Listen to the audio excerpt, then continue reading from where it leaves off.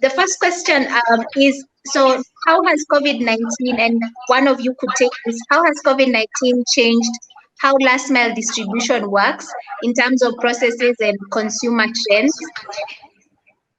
What are you seeing? So we've seen about 70% of our members, last mile distributors, experiencing reduced sales, and nearly 20% have ceased operations completely. And that data is echoed by surveys that have been done by others across the sector, like NDEV and Gogla. And in general, companies are reporting lower customer demand because of reduced incomes. Customers are missing repayments, so default rates are going up, and companies are facing working capital constraints. But it isn't all bleak. I mean, some companies are experiencing record sales. And also the situation, as we all know, is just, moving so incredibly quickly, and it's already easing in some countries, even while it's getting more severe in other countries. So a pretty diverse picture, I'd say. COVID has definitely affected last mile distribution, everything from curfews to increased hygiene measures, difficulty traveling across regions. When I think about Uganda that had a shutdown, our sales definitely took a dip then. But we have made some interesting insights in terms of just the loyalty of our sales agents being a key part of the longevity of our business. So we just recognize that before COVID, they did make a reasonable living and are purely commission-based, people who are taking that last mile distribution channel for us. And with this situation, it basically means it's a lot tougher to make that income on a day-to-day basis. So taking, that thought and actually turning it back into the business, we actually did a bit of work around staff contributing to what we called a fund, to kind of just, in times when things were completely closed and people could not make an income, we actually substituted and gave a bit of income relief there, because it's going to be a core part of them being able to sustain themselves. And, staff are engaged because we're able to contribute to that. And our agents are a lot more loyal because they're like, if the company is going out of their way to help us during this period to actually just get to the next day, then, when things open back up, they're going out of their way to actually make sure that we're getting to that customer at the end of that channel. Interesting, we've seen an increase in the demand for solar systems, especially TVs, during COVID. And, a lot of people are at home now, kids are at home. So access to information and educational content is being very highly valued. And just to echo, what my fellow guest said, yes, through our surveys, a lot of customers kind of saying, we see an income reduction. There's a bit of uncertainty about our economic future, but we haven't seen a major slowdown in the repayments, and maybe that just shows how people value lighting and TV and the phones that they're using. But that's just been a great, thing to see that, they do say that, we're expecting an income. We're a bit uncertain, but they haven't slowed down on the payments in terms of what they need to do. But again, it might be very different from the unsecured lending sector. We had to move our operation from in-personal meeting, like we usually have monthly meeting with our women entrepreneurs. That's where and when we supply them with the products according to their orders. But now we had to shift to the phone calls. So the entrepreneurs and customers could place order through the phone calls, and our staff will be there, will deliver the product by shipping the product either by bus or by car or by a border. There was no personal in personal meeting, and that was a little bit difficult for us, but we managed it because by sisterhood meeting, it has helped us to create the continuous relationship with our entrepreneurs. So even when we moved to the phone calls and virtual communication with our entrepreneurs, it was much easier, and our sales were not affected that much, but we had to moderate our training module and training manuals to fit business support to our entrepreneurs, of which never much effect to our women. What are you seeing in terms of a long-term shift in terms of business strategy going forward? How is this affecting recruitment? How is it affecting the needs for staff, so to speak? Sure. So I think there are two major trends that we're seeing with respect to talent. One is that talent is increasingly remote, meaning out of physical office. And whilst I think a lot of people a few months ago might have been thinking this is going to be, a 2 or 3 or even 6 month event, more and more we're working with clients, including ourselves, who believe that this is likely going to be a permanent shift in many cases. So most companies, most people operating in most companies will actually be working remotely as opposed to in an office indefinitely.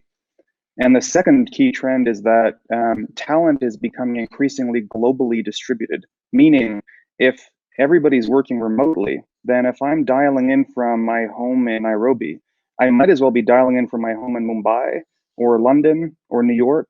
The physical location, once you go remote, becomes less and less important.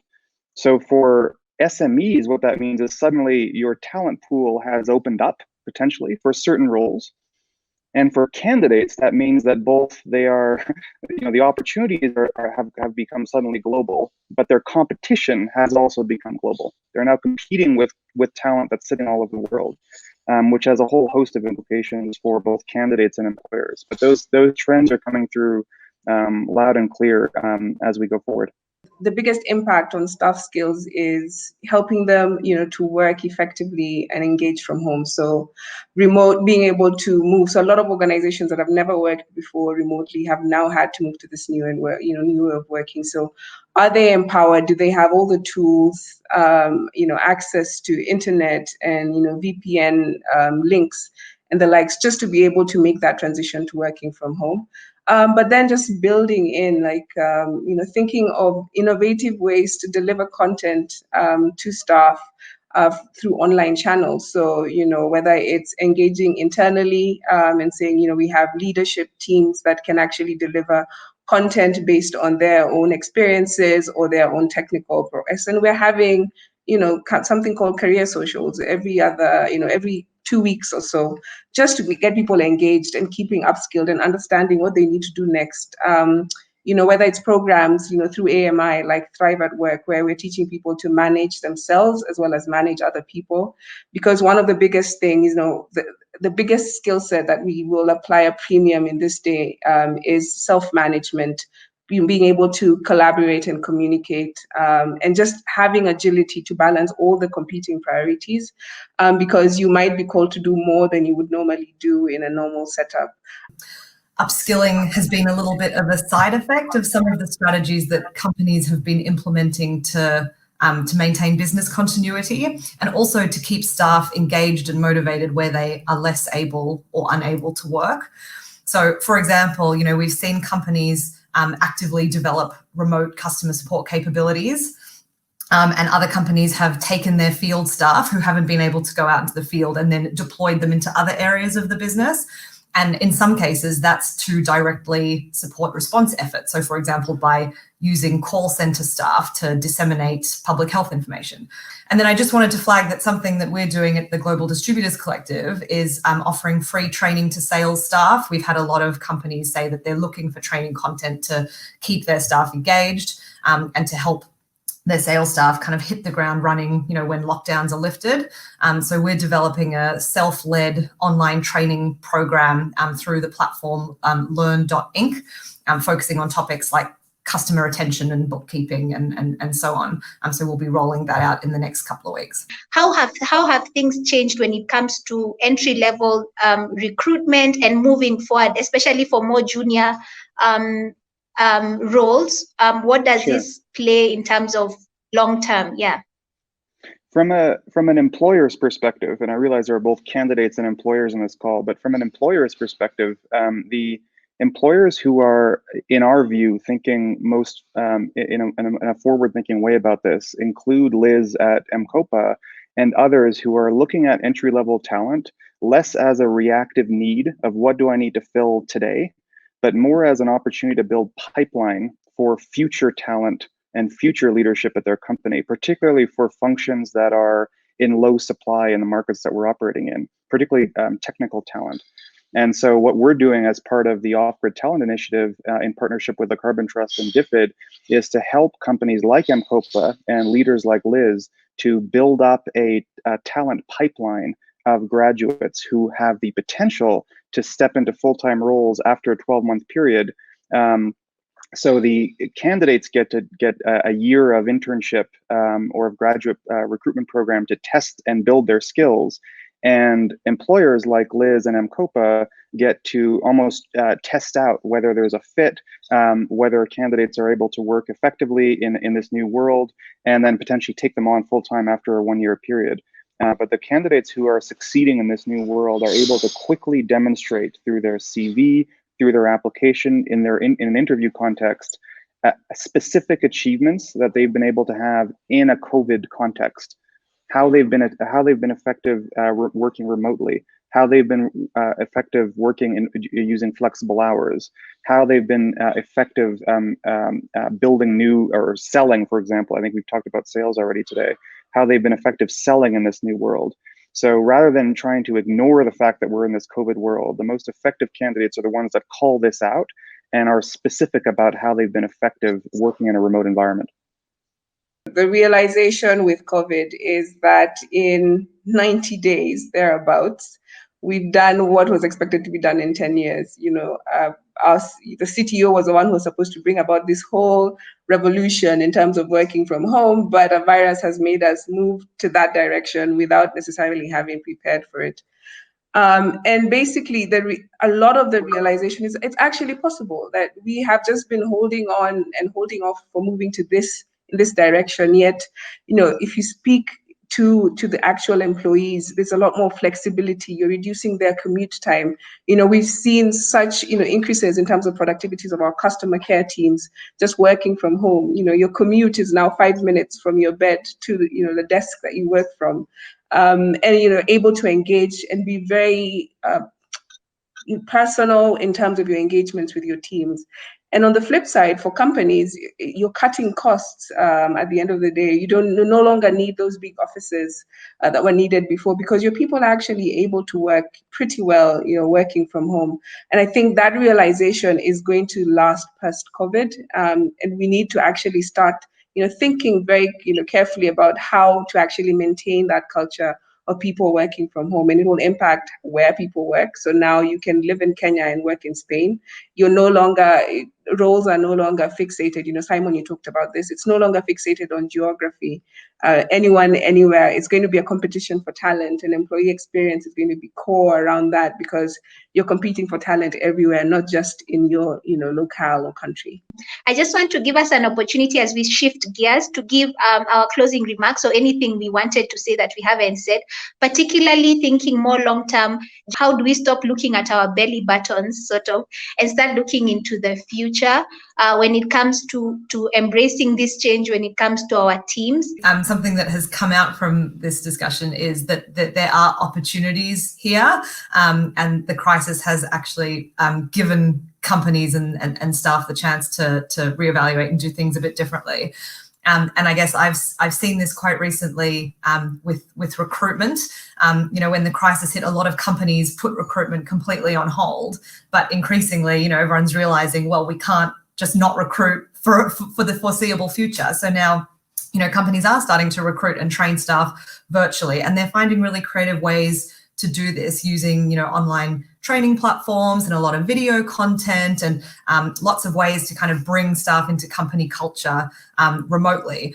And I think that's really great. And ultimately, you know, that's going to set companies up for a high functioning remote workforce, and it's going to save time and money and help ensure that there's a sort of common high quality standard of training moving forward, if it's all being done, you know, through online platforms and not dependent on in-person sort of onboarding.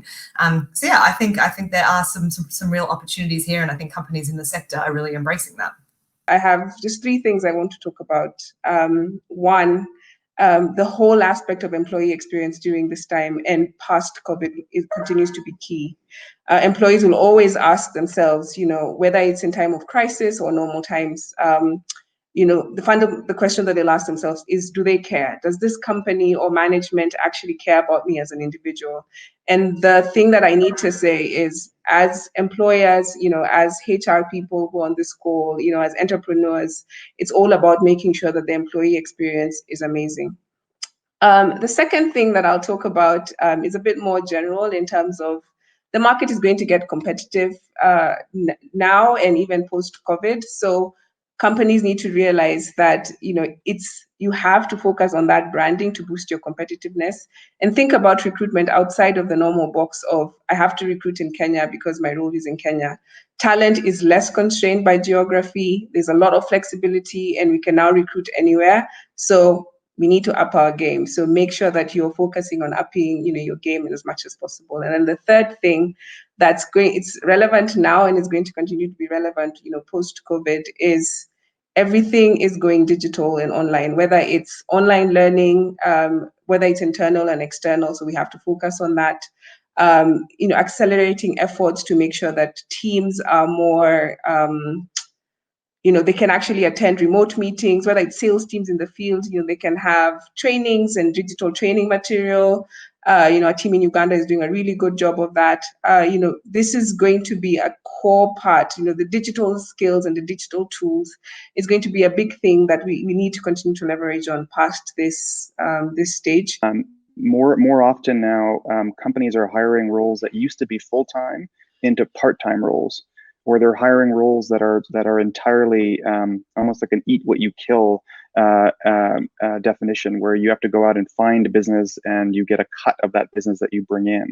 And so part-time work is essentially becoming the new norm, and it's helping job seekers and employees as well, because a lot of people suddenly are realizing that, gosh, I actually didn't want to work 9 to 5. I'm actually much more effective at odd hours or doing a little bit of work here and there, which is very different than a gig economy, which is sort of no ability to plan when your demand is, no ability to forecast revenue, but rather set a series of hours or amount of time every month to work. And Shortlist is helping an increasing range of employers meet short-term talent demands. So by either bringing in virtual interns, or by bringing in graduates who are working on a fixed term, such as 12 months with the Off-Grid Talent Initiative, or just by finding fully variabilized talent that is able to work on an as-needed basis. And so I think that's got to be a big part of it. And when I think about the next 1, 2 plus years in advance, I think it will be increasingly rare for companies to hire full-time employees, and increasingly common for people to be working, as many of us have talked about, with global talent that is working on an as-needed or part-time basis to help fill demand, because that helps business owners plan capacity requirements. We don't need to build up an exact number of full-time employees. And gosh, if demand drops one particular month, suddenly we're over capacity, and vice versa. If demand picks up dramatically and rapidly, we can suddenly bring on additional talent to meet that need. Similarly, on the employee or job seeker side, there's flexibility there too. So I think that's going to be a big part of the future we're about to be experiencing. But I'll close there.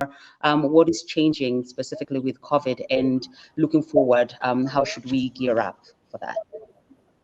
To talk about how that has affected us in terms of recruitment. So just prior to that time, as you know, with fundraising and with that kind of massive projects comes the need for talent. We're at a time when we were planning. We've done a lot of manpower planning for manpower requirements. All we had to do was just go ahead with interviews, and then have new staff join us to be able to implement the program. But unfortunately, when that happened, we had to take a step back and ask ourselves, how do we first of all ensure that the current team we have do not suffer as a result of this pandemic? So we made a decision, for example, to that we're not going to fire anyone. We're going to maintain status quo. But while doing that, how do we still ensure that when COVID is over, we will still be ready to go to site? So implementation interviews were delayed a little bit, but somewhere in the middle of the pandemic, we were still able to go ahead with some interviews, and that applies to some other companies as well, not just us. But unfortunately, the major uncertainty is around join dates, right? So while the economy is gradually being opened up, we are not yet sure exactly how things are going to go. So we've been stalling in terms of joint dates, where interviews have been conducted in most cases for the future roles. But the question is, when exactly do they join? So I think I'll just stop there, and I'm happy to continue later during the conversation. So some of the strategies that we've employed is that in the past, before the pandemic, we actually had a team that went for training at AMI and were empowered with quite a number of soft skills. So we are using our mentoring strategy within the organization to be able to mentor others. And we, of course, are looking forward to have even the teams in the field need to get to actually learn the skills. So for me, I could say the talent gap is actually in terms of soft skills in addition to the hard skills, because you realize that we have teams in the field when it comes to last mile distribution, and in the past, we've not been key on their ability to work with to work digitally, to be able to send reports, to be able to use a WhatsApp platform, or even join meetings through Zoom. But now that is really, really key. We are having to give them phones to our teams that are working remotely. We are having to have them trained on how to be able to use that too. I would love to say that the challenge came in, and it is indeed true that this was a hard situation for everybody. And everyone took this as a challenge. And with a number of companies looking forward onto how business is working, so many people would think that it is the right time to face off people from employment. But rather, to us, it was more of a learning process, because it is a situation where everybody needs that income, the little income that is available. So as Orb Energy, our main focus was really not to lay off people, but to come up with strategies on how people can still be able to work remotely. And another thing, we eventually have to learn in a new way, because when a change comes in, people are always so resistant. But again, we have to come into the resistance and find a solution towards getting the challenges. And one key thing is that working virtually with people and organizing for meetings here and there, and also creating live events where people can have opportunities to practically do what they need to do on their own without maximum supervision, has also helped to manage the people. I would like to hear from Jen. Jen, tell us a little bit. I mean, I'm sure you can also pose the question to the rest of the guests when it comes to the digital shift in terms of new technology and just enhancing online capabilities when it comes to moving ahead and strategizing for the future. Tell us a bit of what Shortlist is doing, and of course in partnership with organizations presented here like Heaven Hill and Tsunami Solar. Share a little bit with us on the same. So we've seen an uptick even in the entry-level junior talent space of looking into positions around IT, data analytics, as I mentioned, all kinds of software engineers, back-end, front-end, full stack. It's impressive. So I would say that's one change that we've already seen immediately and seems to be settling in for the long term. A second shift that we've noticed is a lot of companies experience some serious delay with supply coming from China. So conversations we've had with businesses is, they're rethinking, starting to pivot. How can we be less reliant on external support and build out, product locally, build out ops and maintenance capacity locally, so that our supply chains aren't so vulnerable in the future when something like this happens. And what's really exciting there is it's now opening up this space, particularly for entry-level talent, where it was a bit of a tough fit before. So roles like R&D, product and design, engineering, technicians, quality assurance, these are starting to come more and more as options, and even at junior and entry level. And I think this is great. And companies looking at how they can reinforce local capacity to weather any storms coming in the future is very smart. I would say one other shift that's happened is companies are reconsidering the role of entry-level talent, and beyond the obvious in terms of the cost benefits. it's about what place does junior talent have in the long term for companies, and that you can take on entry level, train them up, groom them, watch them grow completely in line with the company's mandate and their vision is definitely an immediate term investment for a long-term, extremely strong team. And there's a stereotype that, okay, you take on bright youngsters, they're going to work for you for a year or two, get experience under their belt and leave you. Well, that's not necessarily the case. And I would say my experience in OGTI program is we've got great talent that are really committed in the placements they've had with companies. And if the company invests in them, the junior talent is investing in the company. And it's a win-win for both. So yeah, I'd say these are three kind of major shifts we've seen. How would you describe your learning culture, but over and above your learning culture, what are some of the initiatives you're doing to sort of support your people and champion personal development for them? Maybe you could speak to that. December last year, we began a massive drive internally to upskill our team members. And the way we did it was that we put it out to all staff that so it was a personal challenge from the management that pick up any course on Coursera or any online learning platform, and the company would pay for it. And we didn't what we did was, we didn't even mandate it. There was not going to be sanctions or anything. We just said, if you would love to learn during the Christmas holiday, stroke the New Year break, New Year vacation, pick any course you would like, and we'll pay for it. And a few of our team members did it, and it worked quite well for them, right? By the time most of them resumed in January, they had completed some of those courses, or some of them were halfway through. So when the pandemic hit again, in fact, the very first week, by the way, we actually shut down before the lockdown in Nigeria. So immediately we announced that we're going to shift our operations remotely. We then again announced that anyone again within the team who wanted to take on online courses or on Coursera and other platforms, the company again would pay for it. And interestingly, we had quite a number of our team members do that.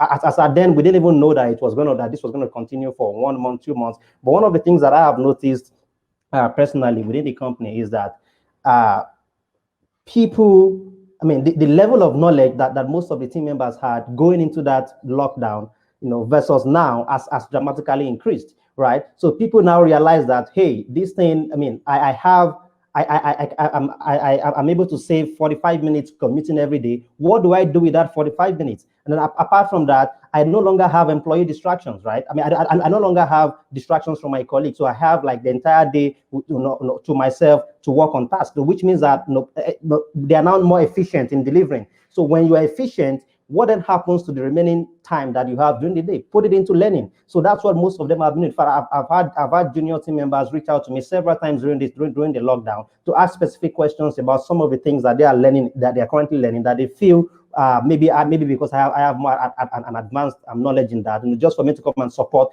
their learning. So that's one of the things that we've done during this period. And in fact, we will continue to do that. So we will continue to support, to give that scholarship to all of our team members, both support team, management team, and technical team members who are willing to take up new skills or who are willing to top up to top up the current knowledge they have in any area at all. Because this has never happened in at least in our own history, in our own lifetime, right? So when you see your team members who demonstrate a high interest in picking up new skills or increasing the current knowledge they have, then the least we can do as a company is to support them, bearing in mind that there are other challenges that this is currently forcing on them. So the least we can do as a company is to look for ways to support those learning needs, and that's what we are currently doing. First of all, I would want to say that our learning culture revolves around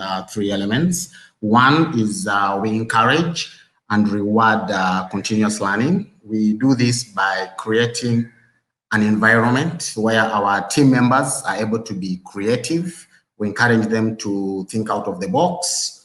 We ask them to come up with solutions in meetings. We actually have agendas set prior before the meetings, and each departmental head is given the task on how to improve results, irrespective of the environment, and it is discussed in the meeting, and we come up with solutions.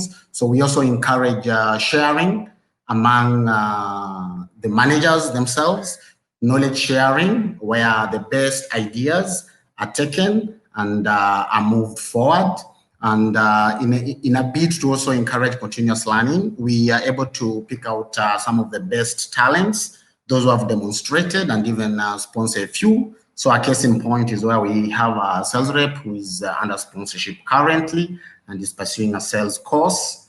We also are able to give constructive feedback through these meetings, because you realize that for any manager, for any employee to be effective, it's not only the good things and the praises, but also the learning gaps, the knowledge gaps, what needs to be addressed. So we are able to address and discuss them very, very openly, and get the entire team support to move forward. And of course, the other thing is also being able to lead by example, taking tasks that are a bit unusual and also taking a lead in doing some of them. This is something I'm able to do myself, and I also encourage the managers to be able to do it.